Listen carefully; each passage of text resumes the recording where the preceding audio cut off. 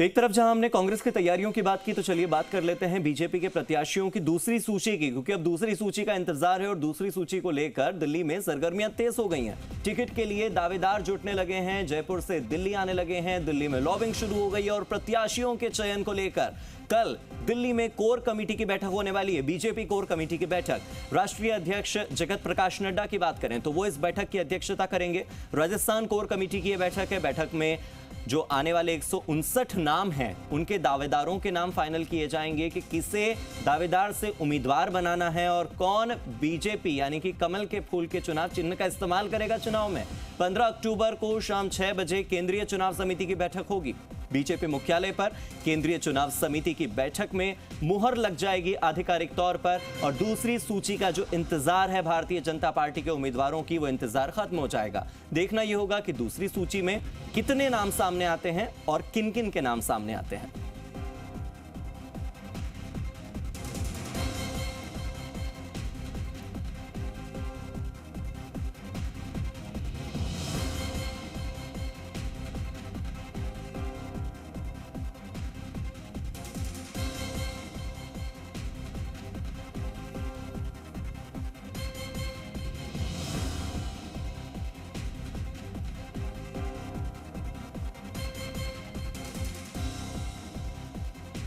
और मेरे सहयोगी निजाम कंटालिया जुड़ गए हैं ज्यादा जानकारी के साथ। निजाम, एक तरफ हम कांग्रेस की तैयारियों की बात कर रहे थे कि किस तरह से कांग्रेस में बैठकों का दौर लगातार जारी है, दूसरी तरफ 15 अक्टूबर को शाम 6 बजे बीजेपी की केंद्रीय चुनाव समिति की बैठक होने जा रही है, यानी कि दूसरी सूची का जो इंतजार है वो बस अब खत्म होने ही वाला है। लेकिन बड़ा सवाल ये, कितने नाम होंगे?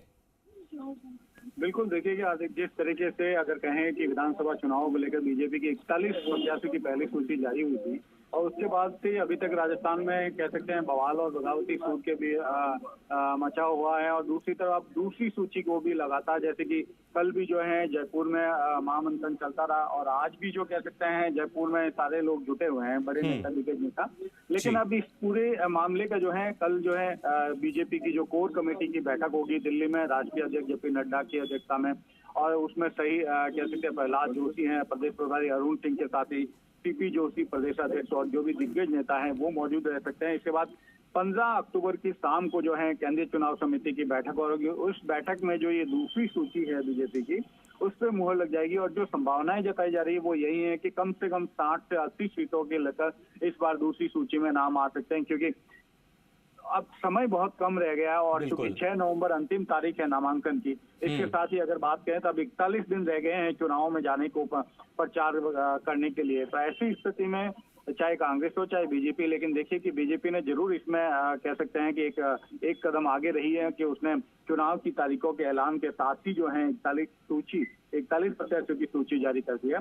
तो अब वो दूसरी सूची की जो कवायद है वो पूर्ण होने जा रही है। कह सकते हैं अगले 2 दिन में जो है बीजेपी जो दूसरी सूची को जारी करने की स्थिति में हो जाएगी और यही माना जा रहा है कि 15 तारीख की जो बैठक होगी उसके बाद या 16 तारीख की सुबह तक ये जो है सूची जारी हो सकती है। तो ये एक कह सकते हैं बीजेपी के लिए भी कि वो आगामी चुनाव को लेकर फिलहाल जो है कांग्रेस पर बाजी पड़ती जा रही है। निजाम, लेकिन कहा जा रहा है कि जयपुर से लेकर दिल्ली तक लॉबिंग हो रही है। लॉबिंग में किसकी लॉबिंग भारी पड़ रही है? पहली सूची से कुछ संदेश आया क्या, कोई संकेत मिला क्या?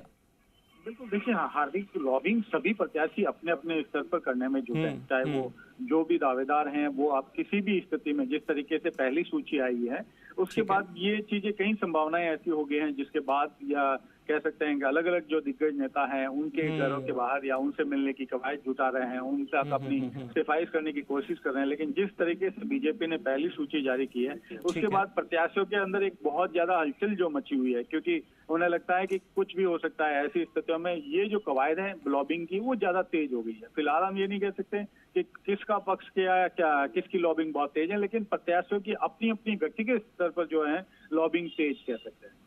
लेकिन इसके साथ ही डैमेज कंट्रोल को लेकर भी तमाम तरह की कवायद हो रही है। कैलाश चौधरी की अगुवाई में सदस्यों को एक कमेटी में डाला गया है, कहा जा रहा है कि आपको जाकर मुलाकात करनी है।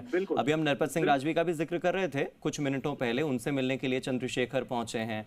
तो अलग अलग नेताओं से मुलाकातों का दौर भी जारी है। तो एक राजनीति राजस्थान में हो रही है और एक राजनीति दिल्ली में हो रही है। तय दिल्ली से हो रहा है और डैमेज कंट्रोल राजस्थान में जमीन पर हो रहा है। देखिए कि जमीन राजस्थान की स्थिति अगर कहें अन्य राज्यों से थोड़ी जुदा है। हाँ। अगर इस बात इस स्तर को साफ तौर से देखा जाए कि राजस्थान में अभी तक का कहें तो हम 2014 से पहले की राजनीति देखें, देश की राजनीति, और जिसमें बीजेपी की, हाँ। तो अगर प्रधानमंत्री मोदी के साथ ही अगर कहें तो अगर मध्य प्रदेश के जो शिवराज सिंह है सीएम, और इसके साथ ही रमन सिंह और वसुंधरा राजे 3 बड़े नेता रहे हैं जो पीएम मोदी के बराबर है। लेकिन अब देखो परिदृश्य में देखा जाए तो तीनों ही नेता, अगर शिवराज सिंह हो चाहे वसुंधरा राजे हो, लेकिन वसुंधरा राजे चूंकि राजस्थान में जिस तरीके से जमीनी स्तर पर वो मौजूद रही, उनके समर्थक जो हैं, चाहे नरपत सिंह राजवी की बात कर, देखो भैरव सिंह शेखावत के दामाद है, वो अपने आप में एक कह सकते हैं कि एक बड़ा नाम है, और उनका भैरव सिंह शेखावत एक जनसंघ के स्थापना में रहे हैं। तो उनके ऊपर अब जो बातें सामने आ रही है वो ये है कि कांग्रेस की भी नजर उनके कदम पे है कि अगर वो क्या स्थितियां लेते हैं क्या नहीं, और ये भी कि तभी जुबान से कई लोग अब ये भी चर्चा करने के लगे हैं कि क्या कांग्रेस उनसे सब कर सकते हैं।